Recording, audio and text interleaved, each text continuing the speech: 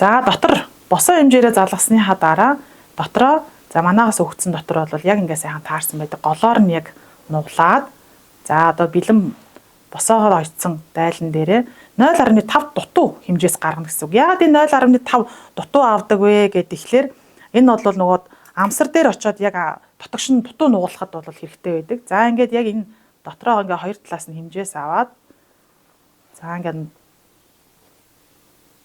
энэ дээрээ бол бас хідүүлээ.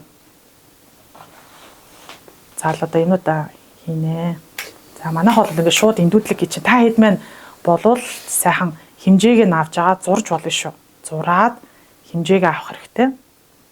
За нэг бол одоо сайн мэрэгжлийн хөтөлчид бол сэж шиг хэмжээ аваад шууд голоо дотроос нь бол ингээ олчиж болно. За ингээд гол олж ирж чинь дотрын гол орж ирж чинь. За ингээд дотор залгахад бэлэн болж байна. За хоёр талын тохил толгой нийлүүлэг байхад дотор залгаднаа. За ингээд дотор түрүүний нөгөө 0.5 дутуу авсан. За тэрэн дээрээсээ за ингээд